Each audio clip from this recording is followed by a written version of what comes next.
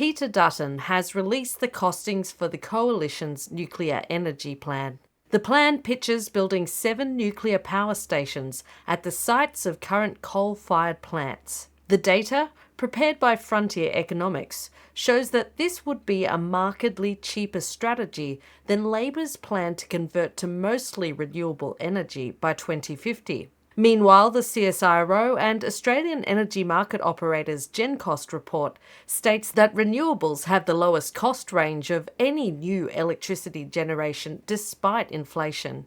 Like many people reading the news, I find it hard to know what to believe when multiple sources are providing conflicting information. Added to this, energy costs and therefore costs to consumers are deeply entrenched in political debates that are only going to get bigger as the 2025 federal election draws closer. And in the end, is the ultimate goal of emissions reduction getting lost in the clamour of cheaper bills? I wanted to get our top energy experts Tony Wood and Alison Reeve to do a deep dive into the data that's been presented and independently cut through some of these heated discussions on nuclear. So my first question for you, Tony, is a big picture question, which is how do you begin to make an assessment on this situation when there's multiple data sources saying different things? Well, I think you begin by not believing any of it, but having a look at all of it. Basically, what's happened here is the federal opposition has been looking for an alternative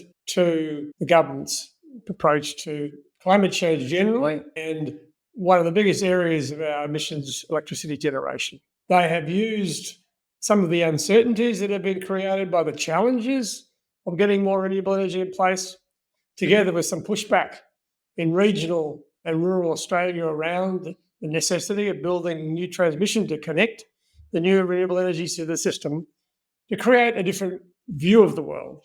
In one level, it looks like just an alternative technology, but the way they presented it is much more fundamental than that.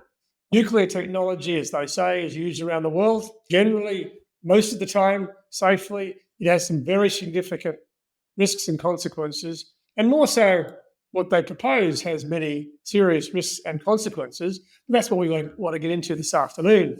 Core here is that there is now an alternative way forward, and what we need to, I think, better understand is what do we have to believe to consider those two alternatives, because they're not really easily comparable at all, as you said. So let's get into what the Coalition is suggesting and how that stacks up. I mean, Tony, what's your take on that? Well, at the simple level, they're suggesting that in the late 2030s, early 2040s, as soon as they think is possible, and probably even sooner than many people think is possible, we should have into our electricity supply system 7 new nuclear power stations. 5 of those would be current technology, that is very large power stations, about the same size as our current coal-fired power stations, and they would be built pretty much where the existing coal-fired power stations would be. And 2 of those would be what I call small modular nuclear reactors, which are a technology that in any commercial level don't exist yet, but they may have some other advantages. So that's the idea. Let's have nuclear. That would then constitute a relatively small share of our total generation, but quite a significant part of our total electricity.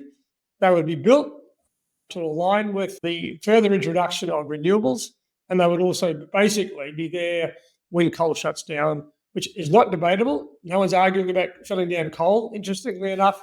And remember, both sides of politics are supposed to be looking at this as a pathway to net zero by 2050, something where we apparently have bipartisan support. That's fundamentally what they're talking about. I mean, that's an interesting point, though, because I think this plan keeps coal going for a lot longer than, say, the plan to switch to a renewable strategy. One of the things that I've been wondering out of this was that question of emissions. If we keep coal open for longer, then does that have an impact on our emissions strategy? Yes. The difference at the moment, given the sort of numbers we've seen, and these are not precise numbers, obviously, Kat, that this will play out, who knows, over the next 25 years. But over those 25 years, if you compare the two approaches to how we go down this pathway, by keeping coal going longer and delaying a lot of the renewable projects, which the opposition leader has been talking about, effectively over the period, you end up with about 750 to 800 million tonnes a year more greenhouse gases. Now, put that in context, Australia's total emissions in a year, about 450 million tonnes. So it's a lot. The big difference is a lot. The opposition does not plan they'll make that up by 2050. Their proposal is that by the time you get to 2050, both plans will be close enough to zero by then. And from then on, the emissions will be very, very small, arguably even smaller. But by the time you get to 2050, you're talking about things that are so far into the future. Any suggestion we know what's going to be happening is just really quite silly. Kat, I think the other thing we should add there too is that there isn't an allowance in the costing for an additional cost for keeping coal in play longer. So, one of the things we've often discussed on the podcast and in lots of the work that Grattan has published is that because all our coal generators at the moment are old and becoming less reliable, keeping them open for longer actually has quite a cost associated with it. And that hasn't been costed into this plan. The assumption in this modelling is that there's no extra cost either to governments or consumers or companies of keeping the coal open for longer. And that's not actually borne out with what we are seeing in the market at the moment. Both the Victorian and New South Wales governments have had to make payments to coal-fired generators in order to keep them open for longer because of the lag in building enough renewables to replace them. Alison pointed out one of the assumptions, but there are several assumptions in this analysis that together go to the most high-level claim of the opposition, and that is this is going to be a lot cheaper. Now, put that in the context of what most people now think, most people argue is going to be a cost of living election. Don't pretend that any of what we're talking about with nuclear is going to have any impact on cost of living for the next 5 to 10 years. The difference only emerges after that to the extent you believe it's going to happen. So there's going to have to be further discussion around how both sides of politics will think about affordability of electricity and be very careful to not believe any of them, because we've all been burnt before when politicians promise cheaper bills. The really important question then is to think about what do you have to believe about the various assumptions that's been made in this analysis to accept the hypothesis that this will be overall a significantly lower cost approach than what the government is currently pursuing. So, Tony, that is something I wanted to ask you about, because in our previous discussions, we've talked about nuclear energy being a more expensive option. So I was very surprised when the Coalition's plan came in pitched as a cheaper option. I mean, Alison, could you talk to that, maybe explain that a little bit for me? What this goes to is what costs you count and which costs you don't count. So the way that usually costing is done for things like the integrated system plan and some of the other planning documents that are done for the electricity system is just on the basis of the upfront capital that you need in order to build a new system. They don't go to the ongoing running costs of that system and the whole of life costs. It's a little bit like the difference between what you pay upfront for a car and then what you pay for upfront plus all of the on-road costs. The approach that the modelling has done for the Coalition's plan is to look at that total system cost. The thing is that you need to be very careful there about which scenario you compare with which. So just as you don't look at, the cost of a car plus its on-road costs next to just the cost of a car and say, oh, one of those is cheaper than the other, you need to be very careful not to do that with this type of modelling as well. The other thing that is sort of different between the two options and that therefore affects the cost is that the Coalition's plan builds less new generation, and that's because it has an input assumption that assumes that electricity demand is lower. The reason that electricity demand is lower is because we go a lot slower on decarbonising our economy.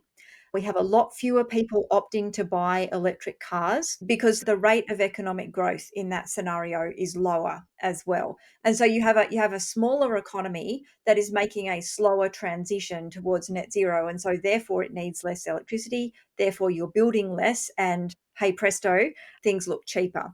It's really important if you're delving into or listening to anyone talk about this modelling from the Coalition to understand which scenario is being compared with which to make sure that it's actually a valid comparison between the two of them. I think the other thing about this is that part of your question, I think, Kat, is around, well, why are these numbers so different? So there was a lot of debate last year about comparisons between, or criticisms from the opposition about the analysis that GenCost, the CSIRO, as you said, and the Australian Energy Market Operator had done, looking at the cost of all the technologies. Remembering that the CSIRO AMO work really doesn't look at a total system cost in the way Alison was describing. What they're talking about is how much does it cost to have nuclear, how much does it cost to have wind and solar with backup and so on. And when you look at nuclear, the actual build cost of building the nuclear plants isn't that much different. They're about, I mean, these are expensive pieces of kit, don't get me wrong, but the difference between the two scenario or plans is about the same. There's not much. What's different is that in the work that's been done to the opposition, they've assumed that these plants, nuclear plants, will run 90% of the time. Now, if you've got a very expensive piece of kit and you can run it a lot more, obviously the cost per unit you produce is much smaller. On the other hand, CSIRO and AEMO say, well, look, the experience around the world is nothing like 90%. And they put a range in their analysis of between about 55 and 90%. So that's where one of the big differences lies. Are we expected to believe that you could really run, all 7 of these power stations basically at 90% of the time for the next 30 years? Or are you more likely to see a system where they run more like 60% of the time? And that would make a big difference to the fundamental costs we're looking to compare here. Yeah, and I think that's a contingency issue when you're doing any kind of strategic planning. You're going to do a range here. So what's the optimal range, but also what's the base range? I think you're right that that's not included here. There's a few things here I did want to dig into. I mean, there's this idea of getting cheaper bills with nuclear.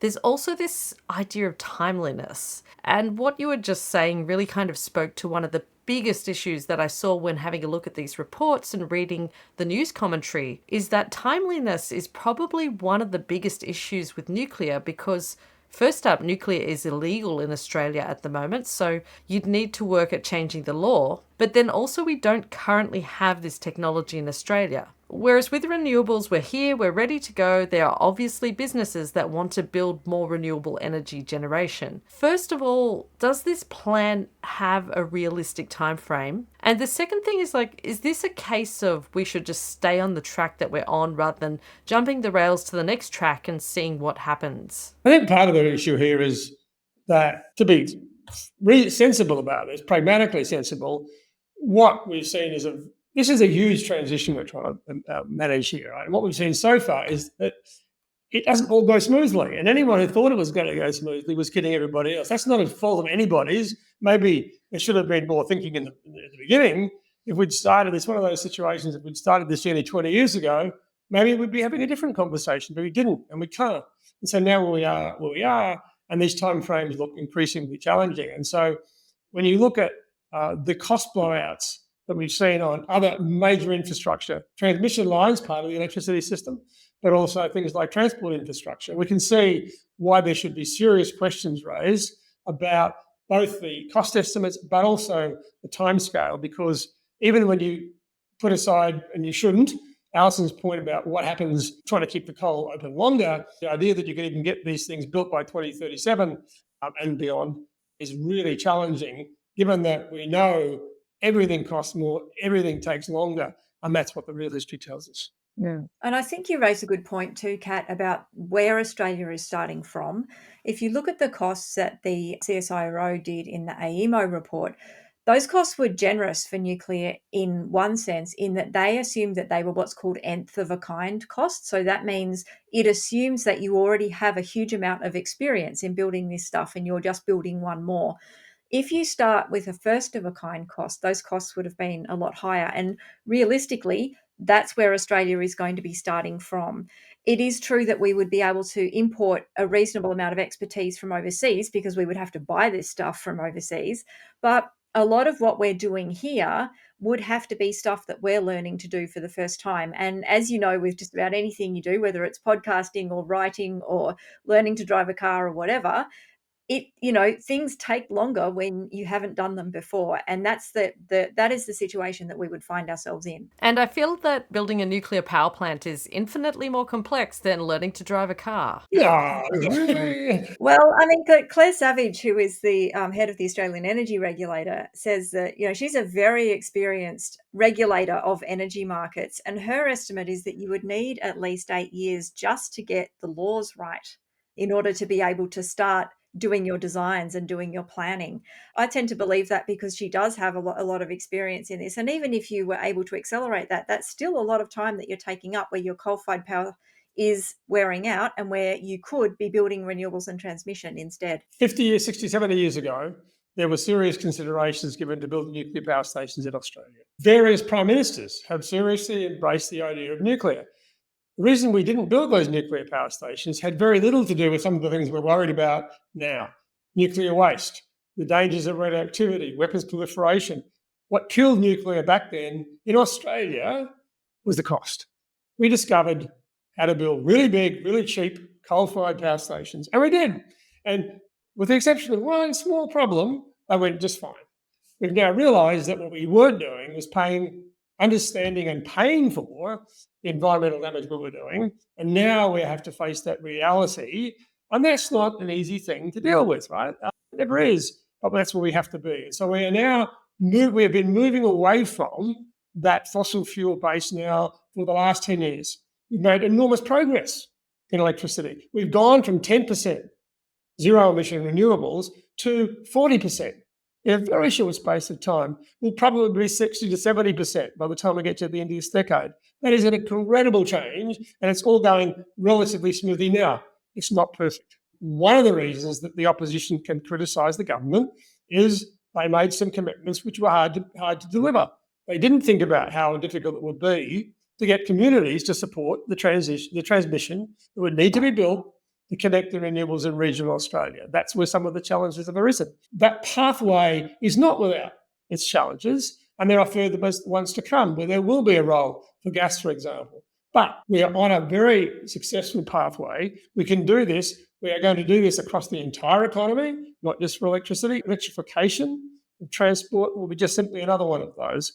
To think about, well, we should just change course now because this one isn't going perfectly, and here's something that looks bright and shiny, is really a very dangerous thing to think about.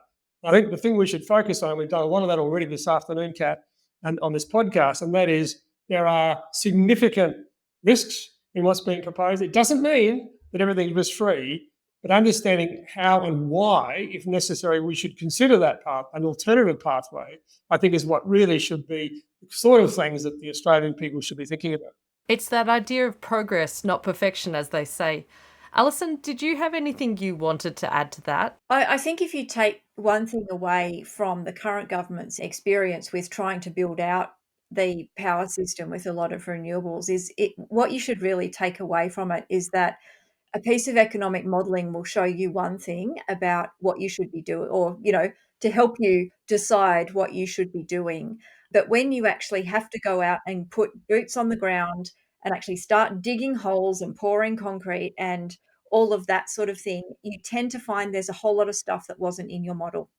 And that will be exactly the same for nuclear modelling. There will be a whole lot of factors which didn't make it into these costings. And it's very easy when you're in the middle of something that you're finding difficult to assume that the alternative that you can see must be easier. And a lot of time, the only reason it's easier is because you haven't actually started trying to do it yet.